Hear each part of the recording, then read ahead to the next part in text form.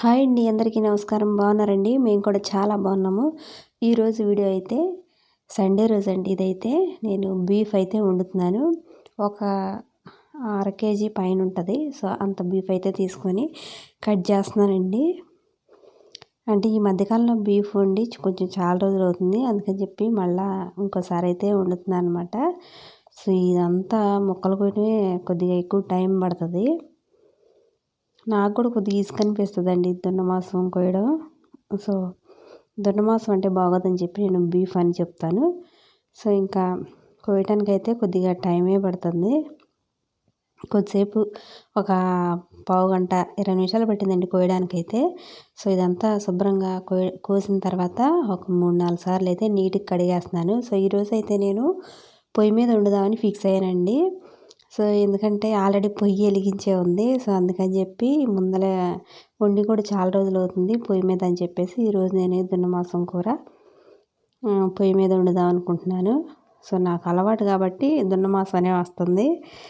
Okay, ఇంకా నేనైతే ఇప్పుడు పొయ్యి మీద అయితే పెట్టేశానండి.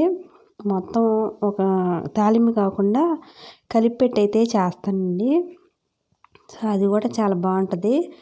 తాలింపు వేసింది దీనికి పెద్ద తేడా ఏమి ఉండదులేండి. సో చాలా బాగుంటుంది ఎట్లా వండినా కూడా. సో పొయ్యి మీద అయితే పెట్టిన తర్వాత ముందర పసుపు ఉప్పు వేస్తున్నాను. ఇప్పుడే వేసుకుంటే ముక్క కూడా ఉప్పు అంతా పసుపు బాగా అయితే పడుతుందండి. సో వేసి అయితే ఒక కొద్దిసేపు అట్లా మూత పెట్టి ఉంచాను అనమాట. ఇంకా పొయ్యిలోకి అయితే పుల్లలు తీసుకొచ్చి పెడుతున్నానండి.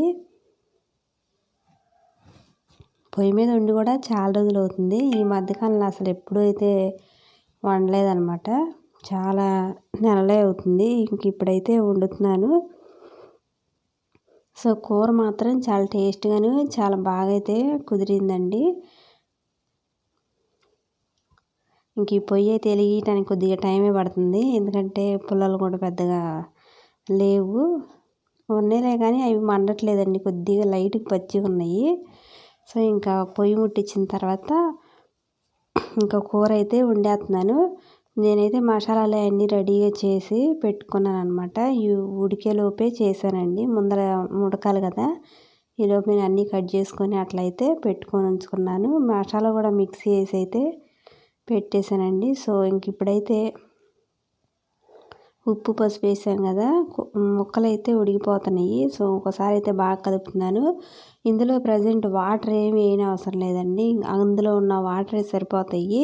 సో తర్వాత కొద్దిగా ఇంకా ఉడికిన తర్వాత మనం చూసుకొని వాటర్ అయితే కలుపుకోవచ్చు.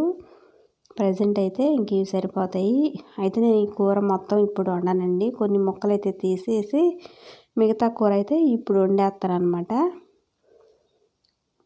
సో ఉడకబెట్టుకొని ఉంచుకుంటే బాగుంటుందని చెప్పేసి నేను ఎప్పుడు కూడా ఉడకబెట్టుకొని ముక్కలు తీసి పక్కన పెడతాను. ఉడకబెట్టుకోకుండా ఎండబెట్టుకోవటం అవి కొద్దిగా నచ్చవు నాకు. సో అందుకని చెప్పేసి నేను ఉడకబెట్టుకొని తీసుకొని ఇంకా ఫ్రిడ్జ్లో పెడతానండి ఆరిన తర్వాత. సో ఇప్పుడు ఇంకైతే తీసినా కదా, ఇంక ఈ కూర అయితే ఈరోజు వండుతానండి. గోంగూర కూడా వేసుకోవచ్చులే. సో నేను ప్రజెంట్ అయితే టమాటాలు ఇవన్నీ వేసి గ్రేవీగా కొద్దిగా చారు అట్లయితే చేస్తాను.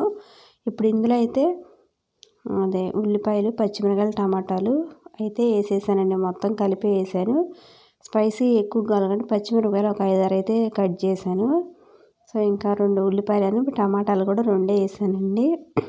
ఈ దున్నమాంసం కూరలో ఎక్కువ టమాటాలు వేసినా కాస్త తీయగా అనిపిస్తుంది, అందుకే టమాటాలు తక్కువ వేసుకుంటే బాగుంటుంది. అవి వేసిన తర్వాత ఒకసారి మూత పెట్టి ఒక 2-3 నిమిషాలు ఉన్న తర్వాత మళ్ళీ ఒకసారి అయితే కలుపుతున్నానండి. ఇవి మగ్గిపోతే సరిపోతుంది. ఒకసారి అయితే బాగా కలుపుకుంటున్నాను. ఈ టమాటాలు ఇవన్నీ అయితే వెంటనే మగ్గిపోయినాయి. సో టమాటాలు వేసిన తర్వాత మళ్ళీ కొద్దిగా వాటర్ అయితే ఫామ్ అయినాయి అందులో. ఇంతవరకు నేను ఒక్క చుక్క కూడా నీళ్ళు కలపలేదు అందులో. సో ఇంకా ఆ వాటరే సరిపోతాయి. ఇప్పుడైతే ఆయిల్ వేస్తున్నానండి. ఆయిల్ కొద్దిగా ఎక్కువ వేసుకుంటే బాగుంటుంది అనమాట, మటన్ కదా. సో ఇంకా కొద్దిగా ఆయిల్ అయితే ఎక్కువ వేసాను. వేసి ఒకసారి బాగా కలుపుకుంటున్నానండి. వేడివేడికి మటన్ కూర అయితే అదిరిపోయిందండి, స్మెల్ కూడా మంచిగా వస్తుంది. ఇప్పుడు అల్లం వెల్లుల్లి పేస్ట్ అయితే వేస్తున్నాను. అందులో కొద్దిగా కొబ్బరి కూడా వేసానండి. కొంతమంది కొబ్బరి వేసుకోరు, కానీ కొబ్బరి వేస్తేనే బాగుంటుంది అనమాట. సో ఇంకా అల్లం వెల్లుల్లి పేస్ట్ వేసి ఒకసారి అయితే బాగా కలుపుతున్నాను. అల్లం వెల్లుల్లి పేస్ట్ వేసిన వెంటనే కూర అనేది గ్రేవీగా అవుతుంది. ఇలా వేసి అయితే ఒకసారి అయితే బాగా కలిపేస్తున్నానండి. చక్కగా ఉడకాలి. ఇప్పుడు ఈ అల్లం వెల్లుల్లి పేస్ట్ కూడా కొద్దిగా ఉడికితే బాగుంటుంది. కొంతమంది ఏంటంటే మొత్తం ఉప్పు కారం పసుపు బాగా ఉడికిన తర్వాత లాస్ట్లో కూడా వేసుకుంటారు. అట్లా కూడా వేసుకోవచ్చు. సో నేను అది అల్లం వెల్లుల్లి పేస్ట్ వేసిన తర్వాత కొద్దిసేపు అయితే ఉడికించానండి కూర. ఇప్పుడు నేను గరం మసాలా పొడి ఇంట్లో తయారు చేసుకునేదేనండి ఇది. సో అదైతే కొద్దిగా వేస్తున్నాను. కొద్దిగా అది వేసుకుని కారం కూడా ఇప్పుడు కలిపేస్తున్నానండి. కారం కొద్దిగా ఎక్కువ వేస్తాను, నేను ఒక 5-6 స్పూన్లు వేసానండి. సో ఎందుకంటే ఎంత వేసినా కానీ కారం మంట తక్కువగా ఉంది. సో మనకి బాగా రావాలి కదా కూర. ఒక 5-6 గంటలు అయితే నేను వేసాను అనమాట. వేసి ఒకసారి అయితే బాగా కలుపుకుంటే సరిపోతుంది. ఇప్పుడు వాటర్ అయితే నాకు కాస్త తక్కువైనట్టు అయితే అనిపిస్తుందండి. కొద్దిగా వాటర్ కూడా కలుపుతాను అనమాట. కొంచెం మన గ్రేవీకి కూడా రావాలి కదా. కూర అంతా ఒకసారి బాగా కలిపి తర్వాత అయితే వేస్తాను అనమాట. వాటర్ తర్వాత కలుపుతాను. ఇంకో విషయం ఏంటంటే గ్యాస్ మీద కన్నా పొయ్యి మీదే వెంటనే ఉడికినట్టు ఉంది. గ్యాస్ మీదే ఎక్కువ టైం పడుతుంది అనిపించింది నాకు. సో ఇంకా వాటర్ ఇప్పుడు కొద్దిగా వేసానండి నేను. వేసి ఒకసారి అయితే బాగా కలుపుతున్నాను. వేసిన తర్వాత కరివేపాకులు కూడా వేస్తున్నానండి. కొత్తిమీర లేదు ఇక అందుకని చెప్పేసి నేను కరివేపాకులు ఒక్కటే వేసాను అనమాట. కూర చూడండి కలర్ఫుల్గా ఎంత బాగుందో. సో నేను ఇంకా కలపకుండా కరివేపాకులు వేసేసి అట్లే మూత పెట్టేసేసి ఒక 5 నిమిషాలు అయితే ఉడికించాను అనమాట. కూర అంతా గ్రేవీగా దగ్గర పడి చాలా టేస్ట్గానే చాలా బాగుందండి. ఆ నిప్పులు వేడికే అది మగ్గిపోయిద్ది. అందుకే లైట్గా చిన్న మంటే పెట్టానండి. సో చూడండి కూర అయితే దగ్గరకు అయితే వచ్చేసింది. మంచి స్మెల్ అయితే వస్తుంది.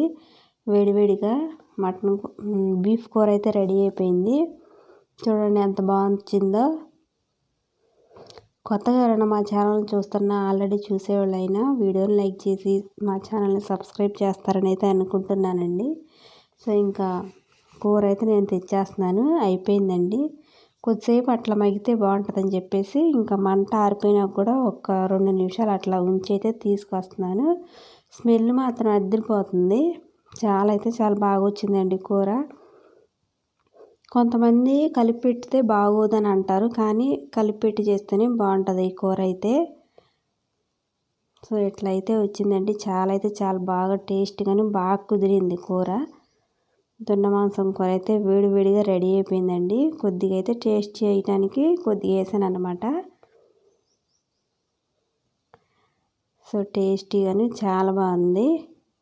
అంతేనండి ఈరోజు వీడియో అయితే. వీడియో నచ్చితే లైక్ చేయండి.